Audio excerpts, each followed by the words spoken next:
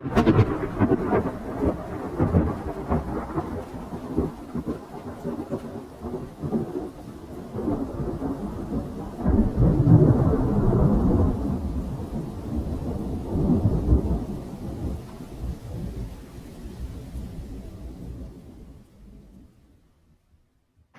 malam hari ini, narasumber itu sebenarnya bukan cuma satu. Kita punya narasumber yang kedua, dan ini sangat berhubungan dengan apa yang namanya tadi ya? Kesurupan. Sahabat kopi penunggu dimanapun Anda berada. Ketika tadi kita sudah bincang-bincang dan kebetulan narasumber pertama kita menyentil tentang kesurupan. Dan saat ini saya punya dua narasumber. Narasumber yang pertama, yakni yang tadi sudah kita wawancarai, dan yang kedua, langsung saja. Assalamualaikum warahmatullahi wabarakatuh. Waalaikumsalam warahmatullahi wabarakatuh. Iya, Mbak, malam hari ini secerah lipstiknya, ya. Oke, mungkin bisa sedikit perkenalan untuk teman-teman kopi penunggu di rumah. Ya, halo. Assalamualaikum. Nama saya Reza. Bisa dipanggil Ya. Asal dari? Asal saya orang Manado. Manado. Ya, Tapi jadi tinggal sekarang di Garut. iya, jadi dari Manado, Sulawesi Utara. Oke, Mbak Eca, tahu nggak kenapa kita undang ke sini? Sedikit-sedikit tahu. Sedikit-sedikit tahu. Iya. Mistis tahu. Mistis tahu. Logika pasti ya. Iya, pasti. Oke, jadi untuk mistis nih Mbak Eca ya, pernah nggak mengalami mistis itu sendiri? Pernah, lebih kesering. Kesering. Iya. Nah, itu dalam kesehariannya atau mungkin? Iya. Itu seperti apa saja? Kalau dulu kan saya kan sempat sering ini apa namanya, orang bilang sering Kesurupan. Iya. Ya, jadi karena keseringan sering kesurupan itu, terus diobati sama kelamaan terbuka Mata batin.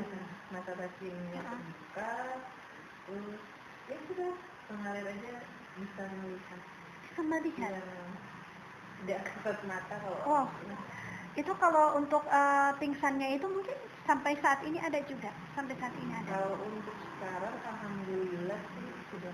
Udah enggak ya? Itu terakhirnya kapan kesurupannya? Terakhir itu tahun lalu. Ini berdua saling kenal ya?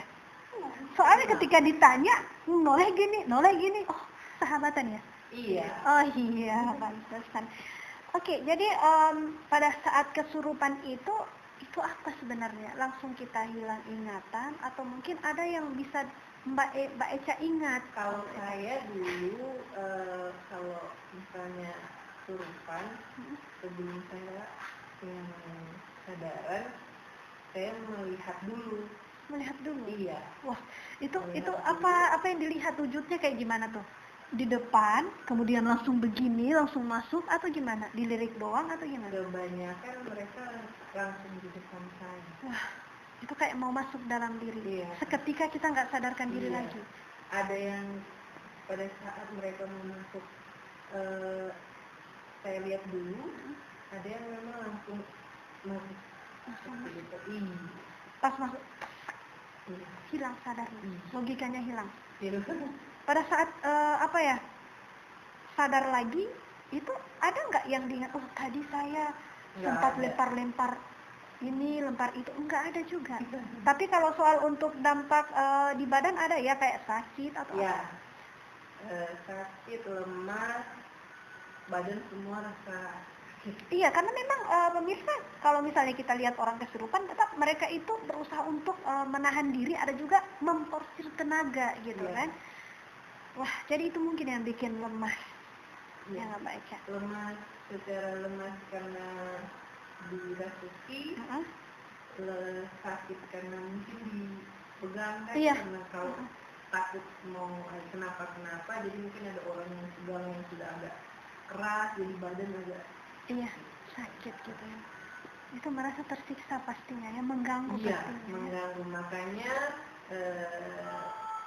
diobati. Nah, ketika diobati apa masih ada atau sudah berkurang atau mungkin sekarang sama sekali nggak ada? Kalau untuk sekarang dilatisunya udah nggak ada. Alhamdulillah ya. Terakhir itu tahun berapa? Terakhir tahun lalu. Tahun lalu? Iya, November tahun lalu. Kebetulan waktu itu saya sempat waktu itu di kantor Surupan, terus ada teman yang datang, ditolong sama teman, dan kebetulan waktu itu diobati juga. Ketemu sama. Wah, gitu. Jadi Mbak, kalau misalnya itu dari segi mistis ya, kita percaya nggak percaya tetap itu nyata gitu. Nah, kalau misalnya Mbak Echa mau melihat ataupun mengkaji dari segi logika itu gimana? Kalau misalnya pakai logika, harusnya sesuatu yang nggak bisa apa yang namanya kita susah kalau kita mau menjabarkan secara logika susah ya. Tapi yang jelasnya dia tetap ada gitu, itu nyata gitu. Karena waktu mungkin kalau kita teruskan kan kita nggak ada, jadi susah berpikir kok saya bisa ya begitu. Mungkin ada juga rasa kayak penasaran, ngapain aja saya tadi, diapain aja saya tadi ya kan.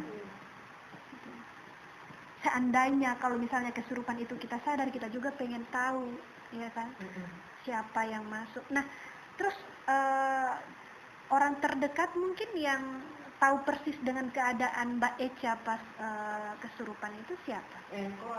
Keluarga. Suami mungkin. Suami, orang tua, mereka tahu.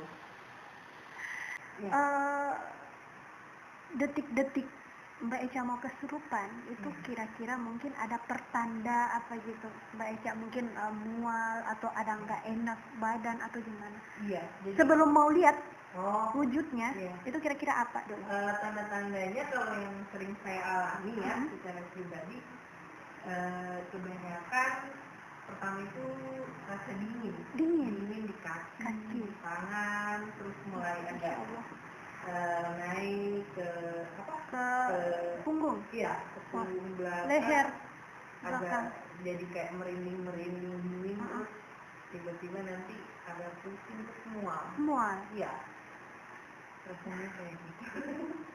Merinding loh Mbak juga udah tanda-tanda. Oh enggak, gimana mau kesurupan orang setan nanti kalau udah mulai mungkin tubuh kita agak lemah, nah dia mulai masuk. Jadi itu intinya, makanya kalau misalnya kakek nenek pada zaman dahulu tuh ngatain gini, kita nggak boleh kosong pikiran gitu, ya kan? Jadi kalau kita sudah lemah, ya kita dirasuki, apalagi kalau kita nangis nggak karuan, itu mitos itu. Enggak, itu sudah banyak dibuktikan oleh masyarakat pada umumnya, ya nggak? Oke, jadi selain Mbak Echa ngelihat sosok sebelum mau kesurupan itu, kira-kira selain itu memang sering lihat juga atau gimana Mbak Echa? Iya. Sering lihat juga? Nggak sering, tapi bisa. Ya. Takut nggak? Awal-awal takut, sama kayak mungkin kalau kita. Iya. Takut. Ya mungkin takutnya kayak nggak kayak kita masih muda-muda ya, lihat buaya takut. Apalagi kalau buaya tanda kutip gitu. Jadi awalnya takut, lama-lama biasa buaya itu, ya kan? Apalagi kalau cuma sendiri di rumah atau lagi sendiri terus dikasih lihat gitu kan. Nah, kira-kira Mbak Echa wujud setan apa gitu yang paling menakutkan menurut Mbak Echa? Apakah kuntilanak atau dalam bahasa Gorontalo namanya tuh ponggo gitu kan? Lebih menakutkan yang sering lihat itu binatang. Jadi kalau Mbak Echa mau kesurupan itu kandang binatang juga terbuka gitu? Enggak, jadi binatang tanda kutip. Binatang yang agak besar ya. Yang paling menakutkan apa? Misalnya nenek-nenek atau mungkin ada yang berdarah ya. Itu yang paling menakutkan apa? Yang menakutkan yang wajahnya oh gitu. Manusia. Dia wujud manusia tapi wajahnya hancur gitu. Ya Allah. Manusia, binatang itu agak itu perempuan, mungkin laki-laki, kebanyakan perempuan ya. Wah, jangan-jangan itu mantan suami. yang gentayangan enggak ya? Mantan. Sebelum kan bisa dibilang hantu gentayangan. Hantu gentayangan. Jangan sampai mantannya suami yang mungkin sakit hati terus bunuh diri gitu kan? Enggak ya? Enggak ada ya. Oke, jadi pemirsa, kalau untuk Mbak Echa ini yang paling menakutkan itu adalah sosok perempuan yang mungkin wajahnya hancur. Kalau saya sebagai setan, bukan ya, saya manusia ya. Untuk saya sendiri ya, saya juga paling takut yang seperti itu ya kan. Oke Mbak Echa, terus kalau untuk sekarang masih ada, mata batinnya masih terbuka nggak? Iya, masih juga. Kira-kira di sekitar saya ada nggak nih? Ada. Wah, berwujud saya. Agak lebih kurang sedikit. Wah, berarti memang saya ada penunggunya Mbak Echa ini loh. Ada. Itu gimana Mbak Echa? Boleh nggak ketukaran tempat duduk nih pemirsa? Nggak enak juga saya lama-lama ini. Hah? Ada nggak di belakang ini? Jangan canda lah. Yang kesurupan. Jangan dipikir. Ya kali aja kena pemirsa. Oke sahabat kopi penunggu. Jadi itu ya. Ya intinya kita mau percaya apa enggak ya dia ada gitu kan. Jadi Mbak Echa sekarang kalau misalnya ngelihat Mbak Echa itu takut nggak? Atau udah biasa? Sekarang sih takutnya sudah berkurang. Sudah berkurang. Ya. Tapi komunikasi bisa. Bilangin dong, jangan ganggu suami saya. Ya kan setan perempuan katanya tadi. Dia Enggak. Cuman ngapain dia? Ngikutin saya atau memang ada di sini? Menjaga. Masya Allah, iya. Kita tahu alasannya. Oke, jadi itu ya. Ini Mbak Echa, mohon maaf nih pemirsa saya bukannya ini, tapi memang dari hati saya takut sebenarnya, saya penasaran itu di belakang saya apa gitu loh Mbak Echa. Perempuan, tata, kakak, nenek. Jadi saya punya cerita sedikit nih. Kalau nenek saya tuh barusan meninggal ya. Jadi nenek itu di mana-mana katanya mau jagain. Dulu waktu saya pernah di podcast kayak gini kan di TVRI Gorontalo. Jadi di situ nenek pernah katakan gini. Jadi saya mau pakai logika itu masuk juga loh Mbak ya. Nenek pernah bilang gini. Jadi kita semua kakak beradik bahkan sepupu-sepupu itu tinggal sama nenek gitu. Jadi karena memang pada dasarnya kita memang ya sudah tinggal sama nenek, nggak perlu dijelasin gitu kan. Nah terus waktu itu kita pernah rindu sama orang tua dan nenek itu bilang gini, nenek kita ya, nggak usah nangis, nenek masih ada gitu. Nah pada saat itu kan nenek udah nggak ada gitu. Jadi mungkin pada saat Mbak Echa bilang ada sedikit tua tuh kayak gimana ya rasa rindu tuh kayak, aduh masa sih sampai mungkin karena lagi sakit mungkin ya, karena memang rada-rada kurang sehat juga, tapi mungkin nenek jagain. Itu ciri-cirinya seperti apa Mbak Echa? Hidungnya mirip nggak nih? Mirip-mirip sama gimana?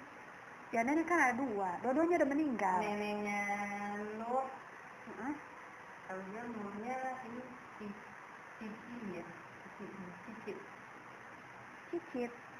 Iya.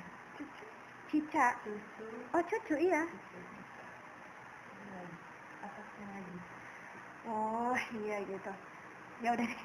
Nggak ngerti soal cucu-cucu begitu, tapi kalau soal bilang duit atau bicara duit ngerti banget. Oke, jadi ini pengalaman berdua gimana? Ini pertanyaan konyol lagi ya pemirsa ya, atau sahabat kopi di rumah. Ini kan berdua nih, berdua kan? Nah, ada nggak satu setan yang bisa kalian lihat bersamaan? Sering? Iya. Kalau kita sih kebanyakan kalau misalnya kita lagi pergi sama-sama, terus mungkin datang ke satu rumah atau misalnya lihatnya bareng ke tempat, terus kita kalau pada saat kita baru sampai juga langsung tatap-tatapan, lihat-lihatan sama kita. Oh gitu. Terus cara ini berdua ya, cara berdua untuk menghindari kayak gimana? Atau biasa aja lah, biarin aja lah mereka. Dihindari sih kalau yang begitu, cuman kalau pada saat kita memang nggak mau berkomunikasi atau misalnya cuek aja atau gimana? Ya mereka bisa ngerti juga kalau kita cuek malah ada yang di bad kan mood. kita lagi di mobil yang Mbak Ica, di mobil itu cuman ada saya, Mbak Ica sama ada satu orang perempuan, itu tiba-tiba mobilnya tuh goyang sendiri. Wah, Iya, jadi waktu saat itu jauh loh saya pulangin Mbak Eca. kita takut, Lewat sawah-sawah tapi pula. itu kita bilang, Lewat pohon-pohon tumbang pula Mbak Eca. Ya, yang terlintas dalam pikiran saya tuh gini ya, yang setan katanya tadi itu yang kakinya goyang-goyang kayak gini, ya Allah banyak sekali pohon saya lewati sebentar ini loh. Sekarang udah nggak takut lagi Mbak Eca ya, udah dianggap biasa gitu ya. iya. Suami juga udah memahami. Iya.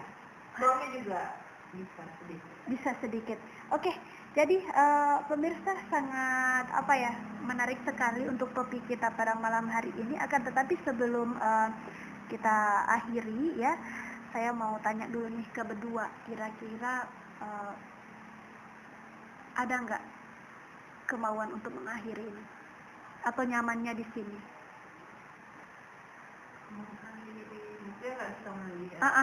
Karena itu kan ada yang dibukakan bata batin, berarti ada juga yang harus ditutup, ada juga yang bisa menutup.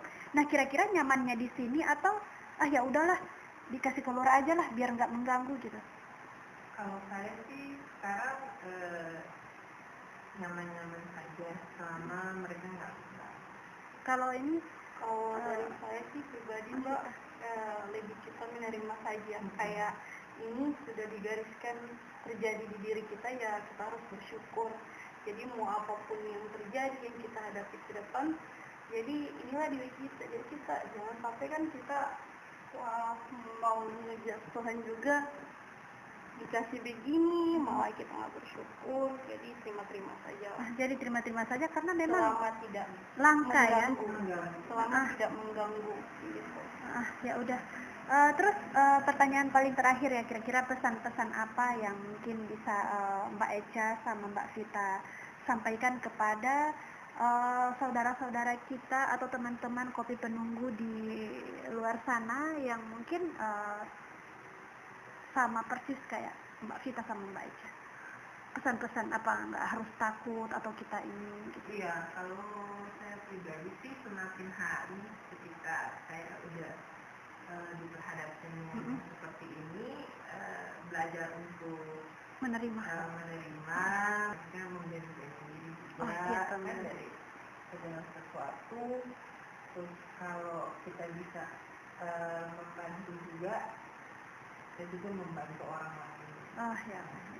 Oke, kalau Mbak Eca dengan cara membentengi diri kita biar kita dilindungi ya oleh Allah Subhanahu wa taala. Kalau menurut dari Kak Vita gimana pesan-pesan untuk teman-teman kopi penunggu di Kalau untuk saya ya pribadi ya sama juga poinnya kayak Mbak Eca, lebih tapi nggak ikutan.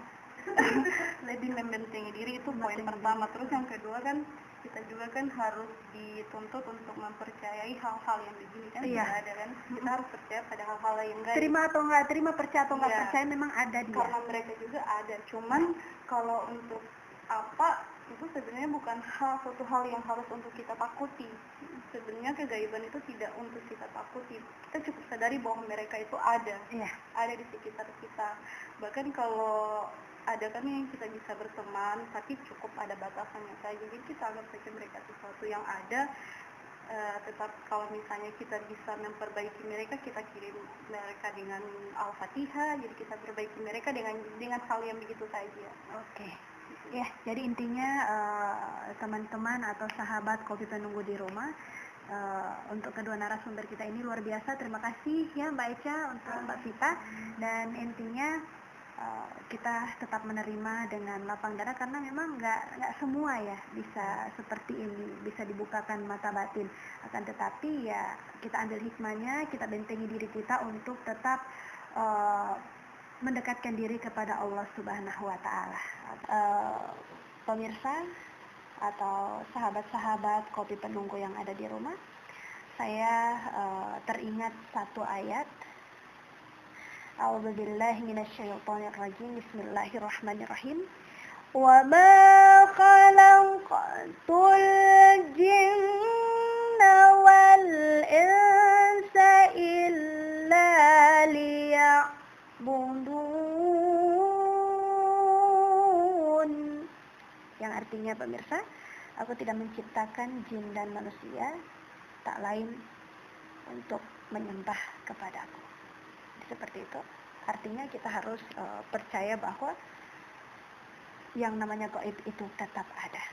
Ya pemirsa, sahabat Kopi Penunggu yang ada di rumah, jangan lupa untuk tetap mendekatkan diri kepada Allah dan untuk tetap mendapatkan ilmu-ilmu ataupun sharing-sharing dari teman-teman kita. Jangan lupa untuk subscribe, like, dan komen di channel kami yaitu Kopi Penunggu. Saya mohon maaf apabila ada salah kata. Insya Allah kita ketemu lagi. Saya Nurlah Hati. Assalamualaikum warahmatullahi wabarakatuh.